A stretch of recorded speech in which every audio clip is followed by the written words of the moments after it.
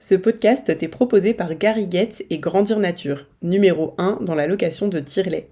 C'est une entreprise française spécialisée dans l'allaitement maternel depuis 2003. Grandir Nature propose une large gamme de tire-lait performants en location pour s'adapter aux besoins de chaque maman.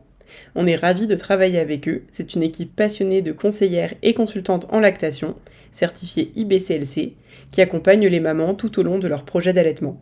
C'est également une entreprise certifiée Alsace Excellence et Calypsade. Hello, bienvenue chez Les Mères Nature, le podcast qui accompagne toutes les étapes de ta maternité. Nous y abordons des sujets variés, de la fertilité au postpartum, en passant par la grossesse avec des professionnels qualifiés. Je suis Cécile. Et moi c'est Livia. Nous sommes sœurs et fondatrices de Garriguette qui te propose ce podcast. Retrouve-nous sur Instagram, sur garriguette au pluriel-fr et sur notre site web garriguette.fr où tu découvriras nos infusions adaptées à chaque étape de ta maternité et qui vont soulager tes symptômes. Bonne écoute! Dans ce deuxième épisode hors série des Mères Nature, avec Laura, conseillère en lactation IBCLC et Muriel de chez Grandir Nature, on va se pencher sur l'utilisation des tire-laits. Pourquoi, comment et quand les utiliser? C'est un vaste sujet et vous êtes beaucoup à nous dire être un peu perdus sur cette question. Alors on va tout vous expliquer. Hello Laura, merci d'être avec nous aujourd'hui. Bonjour. Alors pour commencer, est-ce que tu peux nous expliquer pourquoi utiliser un tire-lait? Oui, bien sûr. Alors de nombreuses situations en fait, peuvent nous amener à utiliser un tire-lait. Alors déjà au démarrage, c'est une possibilité pour initier une montée de lait. Par exemple, lorsqu'un bébé, ne tète pas encore efficacement, est encore un peu trop endormi ou a des problèmes de santé, ou même en cas de séparation maman-bébé, il peut être utile, à ce moment-là, pour initier une montée de lait, d'utiliser un tire-lait. On peut également, utiliser un tire-lait pour pallier un engorgement, mais aussi en cas de crevasse installée, par exemple, pour soulager une maman. Nous, de notre côté, on a aussi beaucoup de demandes pour la location de tire-lait par rapport à une reprise de travail. Une maman qui a besoin de reprendre son activité, aujourd'hui, c'est vrai qu'on a quand même pas mal de tire-lait qui peuvent être compacts et faciles à transporter, donc c'est une demande qu'on a aussi beaucoup et plus tard, en cas d'absence de la maman, pour donner le lait maternel d'une autre façon qu'au sein, on a aussi les mamans qui font le choix de tire-allaiter, donc qui vont donner, leur lait à leur bébé, mais qui ne souhaitent pas, ou qui ne peuvent pas mettre leur bébé au sein. Dans ce cas-là, on parle de tire-allaitement et donc le tire-lait va avoir tout son intérêt. Mais aussi pour des dons au lactarium, de plus en plus, certaines mamans qui ont un surplus de lait vont, faire bénéficier, aux bébés prématurés, aux bébés malades de leur lait, qui est vraiment une source, inconsidérable de bienfaits. Et alors on n'en parle pas, beaucoup, mais il se trouve qu'on peut, induire une lactation. Donc je pense aux mamans qui adoptent par exemple, qui n'ont jamais porté de bébé, mais qui, font une démarche d'adoption. Donc il est possible de faire ce qu'on appelle une lactation induite et dans ce cas-là, pareil, le tire-lait va avoir, toute son importance. Ou alors une maman qui a cessé, d'allaiter pendant X temps et qui souhaite reprendre son allaitement. Là, on va parler alors de relactation. Alors tu parles de lactation induite, c'est hyper intéressant, c'est-à-dire qu'en stimulant la poitrine et en étant au contact du nouveau-né, on peut produire du lait en fait. Alors oui, exactement, donc c'est un sujet qui est quand même très intéressant, c'est quelque chose qui demande, on va dire un certain accompagnement, qui va demander du temps, de l'énergie, l'idée c'est effectivement, d'aller stimuler la lactation donc via l'utilisation d'un tire-lait. Souvent, ça peut aussi être associé, à l'utilisation de certains médicaments, mais on peut déjà grâce à l'utilisation du tire-lait, au contact, au pot à pot, à la proximité, stimuler, on va dire, la montée de lait, et alors, souvent en association avec ce qu'on appelle un dispositif d'aide à la lactation, où la maman va avoir, sur son sein, en fait, une petite sonde d'alimentation. Celle-ci sera, en tout cas une extrémité est fixée sur le mamelon, l'autre extrémité trempe, dans du lait, alors certaines mamans ça va être du lait tiré parce qu'elles ont du lait, mais d'autres ça va être dans un premier temps une préparation commerciale pour nourrissons et donc le bébé va stimuler le sein tout en ayant du lait, donc il va pas se fâcher, pas s'énerver parce que, il a du lait malgré tout et en même temps et bien du coup ça stimule la production chez la maman. Ok, incroyable, c'est vraiment passionnant le corps humain et c'est bien fait. Exact. Et tout à l'heure tu parlais de tire-lait compact, justement, quels sont les différents types de tire-lait qui sont disponibles sur le marché? et les principales différences? Oui, alors on trouve beaucoup, de tire-laits, hein, on a beaucoup le choix aujourd'hui, hein. Alors il faut savoir qu'il y a des tire-laits électriques qu'on va trouver, donc soit à l'achat, hein, une maman peut tout à fait se dire: «Bon, bah, elle veut un tire électrique, elle va l'acheter». Mais il peut aussi se trouver à la location. Dans ce cas-là, c'est ce qu'on appelle des dispositifs médicaux destinés à, plusieurs duos maman-bébé. C'est souvent des machines qui ont une durée de vie assez importante. Donc voilà, là, il y a vraiment la gamme, on va dire, électrique et dans les tire-laits électriques, on va trouver, eh bien, des modèles, qui vont être, assez compacts, qu'on va utiliser pour une reprise de travail. Il existe des modèles un petit peu plus volumineux, souvent avec 2 moteurs, qui vont être, assez stimulants dans le cas où effectivement la maman a besoin de tirer de façon assez, intense, régulièrement en tout cas dans la journée. À côté de ça, on a les tire-laits manuels. Alors là, pareil, hein, c'est des tire-laits, assez compacts en général, que la maman va pouvoir acheter et aujourd'hui, on parle de plus en plus des tire-laits portatifs main libre. Moi, je les conseille ceux-là quand la lactation, elle est déjà plutôt bien installée et pour de l'usage, ponctuel. OK, donc 3 types principaux de tire-laits et alors je sais pas si ça diffère en fonction des types de tire-laits, mais quelles sont les meilleures pratiques pour les utiliser efficacement? À quelle fréquence? Pendant combien de temps? Alors moi, souvent, ce que je dis, c'est qu'au démarrage, on a besoin souvent de se familiariser, en fait, avec l'appareil. Ça reste une machine, c'est pas le bébé, donc en termes d'hormones, il y a des choses qui fonctionnent un petit peu, différemment. Donc je crois que c'est important au démarrage, la première fois de l'utiliser, au calme, quand on est plutôt détendu, hein, si c'est possible, pour sécréter au maximum, bien ce qu'on appelle l'ocytocine, l'hormone qui va permettre l'éjection du lait. Donc voilà, encore une fois, hein, quand le bébé est là, en contact, qui tète directement sous sur l'aréole, eh bien cette ocytocine va être en ébullition. Là, il faut un petit peu créer les conditions pour favoriser du coup, hein, l'éjection du lait. Pour la fréquence, ça dépend un petit peu de l'utilité. En cas de tir-allaitement, bah, là, c'est sûr, ça va être un minimum de 8 fois par jour, dont des tirages nocturnes qui sont très, très importants, hein, pour bien initier la lactation et surtout faire en sorte qu'elle continue et qu'elle perdure. Parce que la nuit, en général, entre minuit et 4 heures, on a des taux de prolactine élevés. Donc c'est toujours très intéressant, que ce soit le bébé qui tète ou tirer son lait, hein. La nuit, c'est vraiment important qu'il y ait des stimulations. Si c'est un besoin plus ponctuel, on va dire qu'1 à 2 fois par jour, quand la maman a le temps, c'est intéressant qu'elle vienne tirer son lait pour se familiariser, commencer à faire peut-être un petit peu de stock, par exemple, pour sa reprise de travail. Et là, en général, ce que je conseille, c'est de laisser bébé prendre sa ration, hein, c'est-à-dire qu'on va le laisser téter, et puis, s'il prend un seul sein, moi je conseille de tirer l'autre côté, eh bien, dans la foulée, hein, ou en même temps quand la maman elle est à l'aise. Si c'est un bébé qui prend à chaque fois les 2 seins, dans ce cas-là, plutôt attendre environ 45 minutes à peu près avant de tirer. En termes de durée, en général, c'est vrai que c'est toujours difficile de répondre à cette question. L'idée à retenir, c'est que ça doit être quand même relativement rapide, hein. La maman ne doit pas passer 45 minutes à tirer son lait. En général, une moyenne de 15 minutes, en s'assurant toutefois que le sein soit bien drainé, hein. L'idée, c'est que le tirage soit efficace, en fait, et sans douleur. Et tu parlais de stock justement, c'est quoi les consignes que tu donnes pour, stocker et conserver le lait maternel de manière sûre et hygiénique? Alors, les dernières données disponibles, en fait, c'est des données américaines. Donc nous, on se base là-dessus, hein, parce qu'on avait des données françaises, mais celles-ci datent de 2005. Donc aujourd'hui, on se base sur, l'association des lactariums nord-américains qui ont, fourni de nouvelles conditions, par rapport, à la conservation du lait.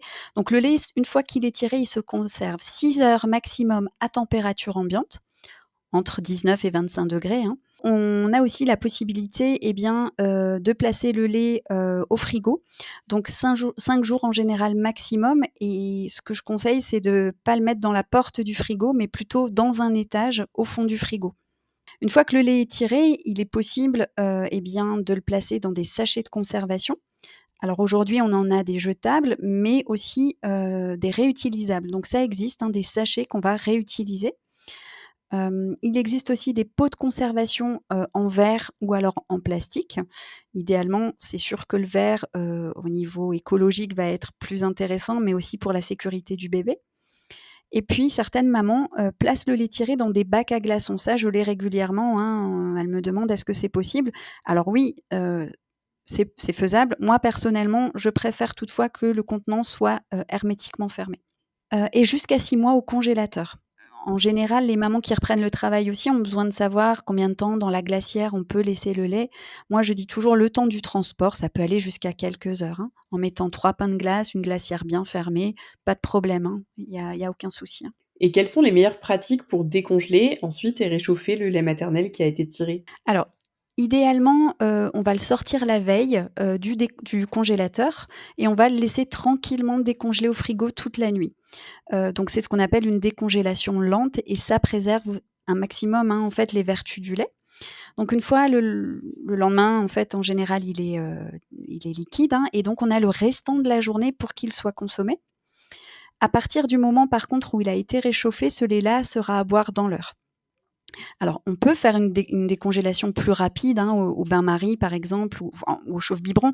Mais, voilà, l'idée, c'est que si on peut le sortir la veille, mieux vaut, par rapport aux bénéfices et à la composition du lait maternel. Et je crois que ce qui est important aussi, à transmettre, c'est que alors ce qu'on peut observer, c'est que lors de la décongélation, il peut y avoir 2 phases, hein. Souvent, on voit que le liquide, et la crème se séparent et certaines mamans ont tendance à secouer vigoureusement. Je voudrais juste, signaler que c'est important de mélanger, mais délicatement. Parce que pareil, en secouant vigoureusement, le risque, c'est qu'on vienne un petit peu, «abîmer» entre guillemets la composition du lait, hein. Donc vraiment, juste mélanger, délicatement en tournant le biberon sur lui-même, en fait. OK, c'est bien de le préciser effectivement. Et est-ce qu'il y a des problèmes courants qui sont rencontrés lors de l'utilisation des tire-laits et comment les résoudre? En règle générale, il n'est pas censé y avoir de problème ou de difficulté. Le tirage, encore une fois, doit être efficace et sans douleur. Sinon, en effet, il y a des choses qui seront à revoir. Donc la taille de la tétrelle, ça c'est super important quand on choisit un tire-lait, c'est de mesurer les mamelons, idéalement après une tétée. Si le bébé ne tète pas, on le mesure donc au repos et on rajoutera 2 millimètres à la mesure trouvée. Et je dirais que c'est important d'aller réévaluer de temps en temps, cette mesure parce qu'en fait, le volume du mamelon peut changer au cours de l'allaitement et une maman qui tirait très bien son lait, tout à coup, peut se mettre à avoir des difficultés et on se rend compte tout simplement que ça pouvait être en lien avec la taille de la tétrelle. Donc ça, c'est un 1er paramètre à revoir. Ensuite, comment la maman utilise au niveau des fonctions, du vacuum, de la force? Est-ce qu'effectivement, il y a pas quelque chose à revoir derrière, hein? Donc là, faut pas hésiter, hein. Nous, on peut très bien répondre à ces questions, hein, par rapport, voilà, au réglage spécifiquement du tire-lait et revoir les conditions de tirage encore une fois. L'ocytocine, qu'est-ce qui se passe?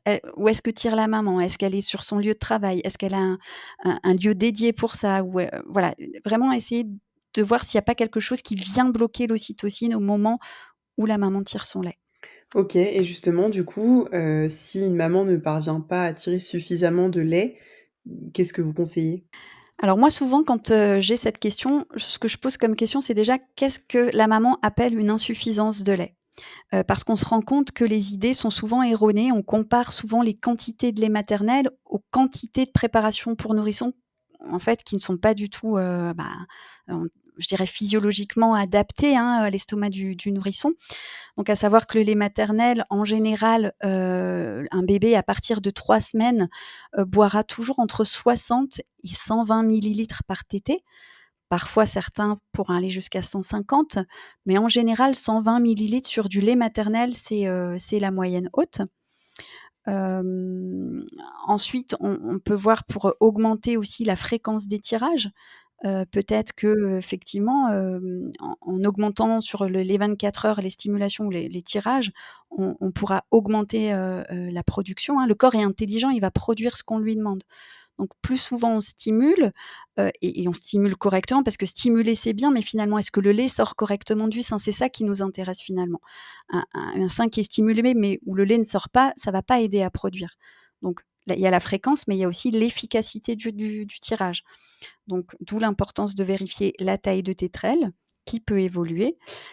Pour certaines mamans aussi, ça pourrait être, intéressant de faire du power pumping, c'est-à-dire que sur 1 heure, quand elles ont le temps, sur plusieurs jours, c'est d'aller tirer dans cette heure-là, assez souvent, en faisant des petites pauses. Il y a des programmes prédéfinis, mais l'idée, c'est par exemple de tirer, 10 minutes, faire une pause de 15 minutes, de retirer 10 minutes, de refaire une pause.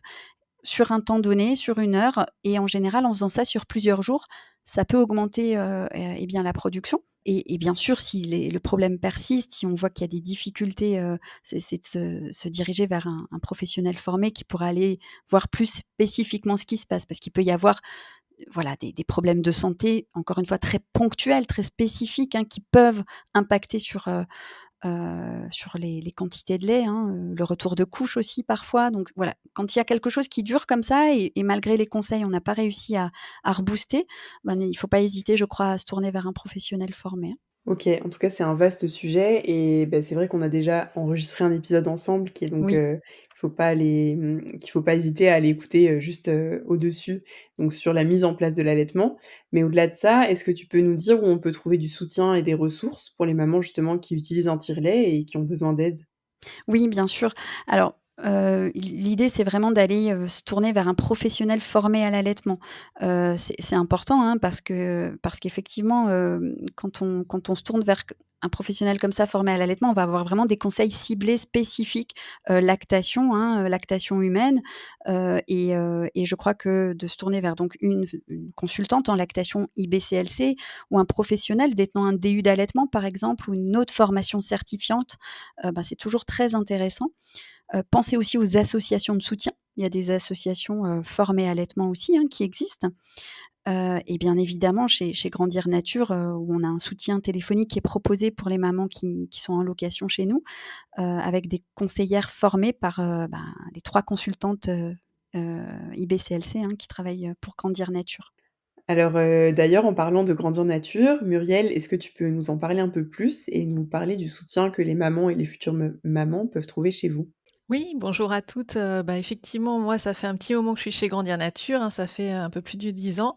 Donc Grandir Nature, c'est une société qui existe depuis 2003 et au départ, c'était juste un site e-commerce, hein, de produits, bio qu'on pouvait, acheter en ligne, aussi bien des graines que du maquillage, que déjà à l'époque, des écharpes de portage ou des couches lavables.